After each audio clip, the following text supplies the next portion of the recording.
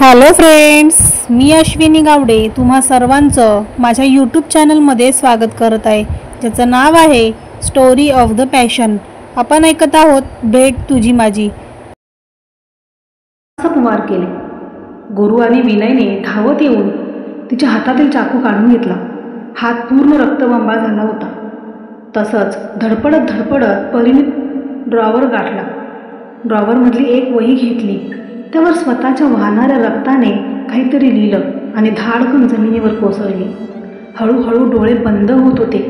डोळ्यांसमोर अनुरागचा चेहरा येत होता. बोलता येत नसलं तरी तिने कागदावर लिहिलेले शब्द मनातल्या मनात बडबडत होती. भेट तुझी माझी, कोणास ठाऊक कधी होईल, पण तू येईपर्यंत हा श्वास असाच चालू राहील, असाच चालू राहील. परीचे डोळे मिटले. परी परी बाळा उठ ना. विभा तिच्या जवळ आल्या. तिला असं निश्चित पडलेलं बघून त्या मटकन खाली बसल्या. सत्यजित ही या प्रकाराने हादरले होते. नुरवी, प्रिया, स्वराली तिच्या शेजारी बसून रडत होत्या. गुरुने तिच्या हातातील तो कागद घेतला. तो वाचून त्याच्या डोळ्यातूनही आता अश्रू वाहू लागले. काय झालं गुरु, काय लिहिलं आहे त्यात? विनयने गुरुला विचारलं. त्याच्या हातातील कागद घेतला. त्यातील शब्द वाचून त्याचेही डोळे डबडबले. तुमच्यामुळे झालं हे सगळं. परीच्या या अवस्थेला तुम्ही कारणीभूत आहात. तुम्ही माझ्या लेकीचा जीव घेतला. दूर राहा माझ्या मुलीपासून. काय हरकत होती परीने त्या मुलाशी लग्न केलं असतं तर? तुमची खोटी प्रतिष्ठा, पैशाचा माज आज नडला तुम्हाला. विभा सत्यजितवर भडकल्या. पण त्यांचं हे बोलणं ऐकून बाकी सगळे अवाक झाले. काय बोलता तुम्ही आंटी? अंकलनी काय केलं? पूर्वी व बाकी फ्रेंड सत्यजितकडे अविश्वासाने बघू लागले. लेकीच्या आयुष्यातून बाजूला केलं आणि तिचा जीव घेतला. यांना प्रॉब्लेम होता त्यांचा. तो मिडल क्लास फॅमिलीतला होता ना. विभा धाय मोकळून रडू लागल्या. आंटी सावरा स्वतःला. तिला काही झालं नाही. ॲम्ब्युलन्स येईलच इतक्यात. आपण तिला डॉक्टरांकडे नेऊ. गुरु सत्यजितने हॉस्पिटलमध्ये आधीच अलर्ट करून ठेवलं. तो एक मोठा बिझनेसमॅन नसल्यामुळे पोलीस केस वगैरे झाली नाही. त्याने तसं डॉक्टरांना मॅनेज केलं. ॲम्ब्युलन्स आली. परीला हॉस्पिटलमध्ये दाखवलं गेलं. डॉक्टरांनी तिला पटकन ऑपरेशन थिएटरमध्ये घेतलं. बराच वेळ झाला होता. दरवाजा बंद होता आणि लाल लाईट चालू होती. सगळे बाहेर डॉक्टरांची वाट बघत होते. ओटीचा लाईट बंद झाला. डॉक्टर बाहेर आले. सगळे त्यांच्याकडे आशेने पाहू लागले. काय झालं डॉक्टर? कशी आहे माझी मुलगी? सत्यजितने काळजीने विचारलं. हे बघा मिस्टर सरपोजदार, आम्ही ऑपरेशन करून त्यांच्या हाताच्या नस तर जोडल्या आहेत, पण त्यांना कशाचा तरी जबरदस्त धक्का बसला आहे आणि मेंटली ट्रेससुद्धा. त्यामुळे त्या बेशुद्ध आहेत. त्या शुद्धीवर येण्याचे चान्सेस कमी आहेत. जर त्या लवकर शुद्धीवर नाही आल्या तर डॉक्टर बोलता बोलता थांबले. तर काय डॉक्टर? सत्यजितच्या चेहऱ्यावर टेन्शन होतं. डॉक्टर प्लीज बोला ना. गुरुने पण काळजीने विचारलं. त्या कोमामध्ये जाऊ शकतात. मग त्या किती दिवस जातील काहीच सांगता येणार नाही. डॉक्टर बोलतच होते तोच विभा भिंतीला धडकल्या. त्यांचं अवसानच गळून पडलं. नुरवी, प्रिया त्यांना सावरत होत्या. डॉक्टर काय बोलताय हे तुम्ही? तुम्हाला हवे तेवढे पैसे घ्या. मोठ्यातले मोठे डॉक्टर हायर करा, पण माझ्या मुलीला वाचवा. आता सत्यजित परिस्थितीपुढे हतबल झाला होता. एवढा पैसा, अडका, संपत्ती काय करायची होती? एवढा पैसा असूनही तो स्वतःच्या मुलीला वाचवू शकत नव्हता. तिला फक्त वाचवू शकत होतं तर ते तिचं प्रेम. असं काय बोलता सरपोतदार? पेशंटचा जीव आम्हाला महत्त्वाचा नाही आहे का जास्त पैसे भेटावे म्हणून आम्ही असं करतो?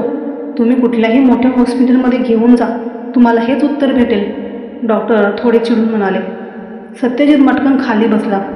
त्याला काहीच सुचत नव्हतं. तो सुन्न झाला होता. आता कशाला रडतंय? अश्रू गळतंय. तुमची प्रतिष्ठा, संपत्ती आणणार आहे का माझ्या मुलीला परत? माझ्या नाजूक फुलासारख्या परीची काय अवस्था केली तुम्ही? आता बसा ताटत तुमच्या पैशांना. विभा हमसून हमसून रडू लागल्या. आंटी शांत व्हा तुम्ही प्लीज. तुम्हीच अशा खचलात तर तिला कोण बघणार? नुरवी विभाला जवळ घेऊन समजावत होती. काचेतून बघतात परी शांत पडली होती. तिची काहीच हालचाल नव्हती. चेहरा अगदी कोमेजला होता. तिला असं निश्चित पडलेलं बघून सगळ्यांच्याच मनात कालवाकालव होत होती.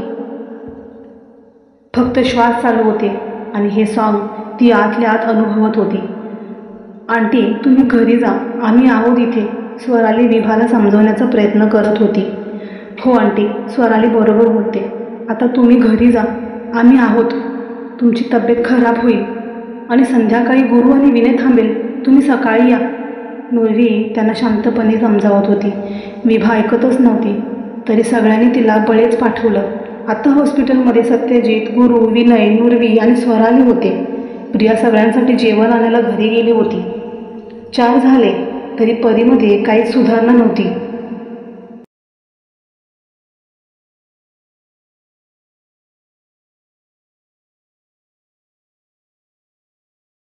काय अवस्था झाली परीची, माझ्याच्याने बघवत नाही. आपली हस्ती खेळती परी अशी शांत पडून आहे. असे कसे वागू शकतात अंकल? त्यांना परीचं थोडंही सूख दिसलं नाही का?